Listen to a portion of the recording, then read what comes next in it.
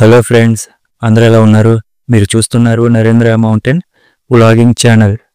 Friends, ఈరోజు bathroom wall and floor tile fitting నా style ఏ విధంగా చేస్తానో మీకు చూపిస్తానండి. ఫ్రెండ్స్, ముందుగా ఈ వీడియోని కొత్తవారు ఎవరైనా చూస్తుంటే దయచేసి లైక్ చేసి సబ్స్క్రైబ్ చేసుకోండి. ఫ్రెండ్స్, టైల్ సైజు వచ్చేసి అడుగు ఇంటూ అడుగున్నర సైజు సిరామిక్ టైల్ అండి. ఈ సిరామిక్ టైల్ ఫిట్టింగ్ చేయడానికి ముందు 15 నిమిషాలు బాగా వాటర్లో నానబెట్టుకోవాలండి. అలాగే బాత్రూమ్ వాల్ కూడా తడుపుకోవాలండి. ఈ విధంగా చేయటం వలన టైల్ వాల్కి బాగా అతుక్కుంటుంది. ఫ్రెండ్స్, టైల్ ఫిట్టింగ్ చేసేటప్పుడు టైల్ లెవెల్కి ఫిట్ చేసుకోవాలండి. లెవెల్కి ఫిట్ చేయకపోతే డిజైన్ మొత్తం ఒక పక్కకి వాలిపోయినట్టు కనబడుతుంది. అంతేకాకుండా ఫిట్టింగ్ కూడా కొంచెం తేడాగా వస్తుందండి, లెవెల్కి రాదు. కాబట్టి తప్పకుండా లెవెల్ అయితే మనం ఉపయోగించాలి. ఫ్రెండ్స్, టైల్ ఫిట్టింగ్ 2 విధాలుగా చేసుకోవచ్చు. ఒకటి సిమెంట్తో తయారు చేసుకున్న ఒండ్రుతో ఫిట్టింగ్ చేస్తారు. రెండవది అడిసివ్ అండి, కెమికల్ అడిసివ్తో టైల్ ఫిట్టింగ్ చేస్తారండి. ఇప్పుడు నేనైతే ఒండ్రుతో ఫిట్టింగ్ చేస్తున్నాను. కానీ అడిసివ్తో ఫిట్టింగ్ చేయడం చాలా మంచిదండి. అస్సలు టైల్ ఊడిపోవడం అంటూ జరగదు, లైఫ్ ఉంటుందండి టైల్కి. టైల్ ఫిట్టింగ్ కంప్లీట్ అయిపోయిన తర్వాత స్పాంజ్ ఉపయోగించి నీళ్లతో శుభ్రంగా క్లీన్ చేసుకోవాలండి. క్లీన్ చేసుకున్న తర్వాత టైల్ గ్యాప్స్లో గ్రౌటింగ్ పౌడర్ పేస్ట్ లాగా కలుపుకొని గ్యాప్స్ ఫిల్ చేసుకోవాలండి. తర్వాత 10 నిమిషాలు ఆగి క్లాత్తో శుభ్రంగా తుడుచుకుంటే బాత్రూమ్ వాల్ కంప్లీట్ అయిపోతుందండి. ఫ్రెండ్స్, వీడియోని చివరి వరకు చూడండి. అలాగే లైక్ చేసి సబ్స్క్రైబ్ చేసుకోవడం మాత్రం మర్చిపోకండి ఫ్రెండ్స్.